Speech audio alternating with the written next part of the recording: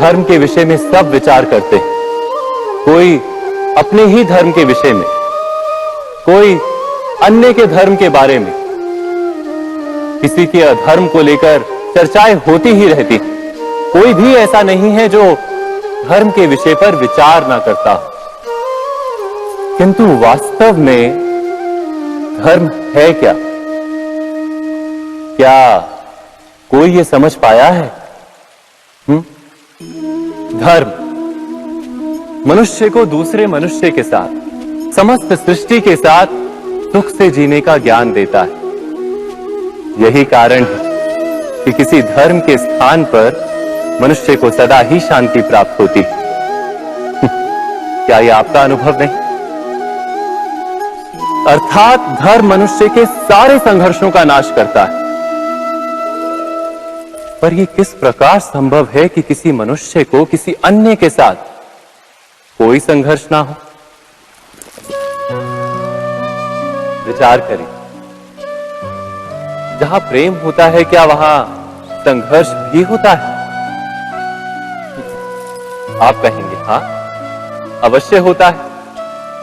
किंतु आप थोड़ा और विचार करेंगे तो ये जान जाएंगे कि जिस समय संघर्ष होता है उस समय प्रेम का विस्मरण हो जाता है और फिर इच्छाएं जागती, अहंकार जागता है, क्रोध जागता है, पर प्रेम ना, प्रेम नहीं जागता।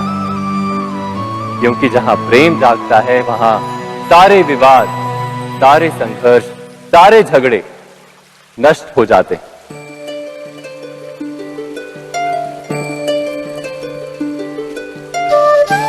यदि ऐसा ही प्रेम सारे विश्व के लिए जागे तो केवल मनुष्य नहीं, पशु पक्षी के लिए, घास के तिनके के लिए भी यदि हृदय में प्रेम हो तो क्या कोई क्रोध का कारण रह जाता है?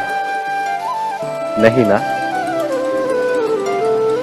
एक व्यक्ति के हृदय में दूसरे व्यक्ति के लिए जो प्रेम का भाव होता है, वही प्रेम भाव समस्त सृष्टि के लिए हो तो उसे करुणा कहा जाता है। करुणा अर्थात सारे विश्व का स्वीकार, सबके लिए केवल प्रेम और कुछ नहीं, कहीं किसी के लिए कोई विरोध नहीं। करुणा ही वास्तव में सारे धर्मों का सार है। धर्म यदि वृक्ष है तो करुणा ही उसका मूल, उसकी जड़। पर बार बार ऐसा समय आता है कि मनुष्य धर्म के मूल को ही भूल जाता है, कुछ नियमों, परंपराओं को पकड़कर बैठता है और करुणा को भुला ही देता है।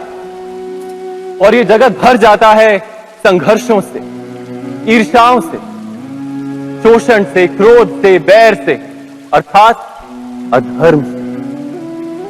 और तब परमात्मा को अवतार धारण करना पड़ता है मनुष्य को वास्तविक ज्ञान देने के लिए।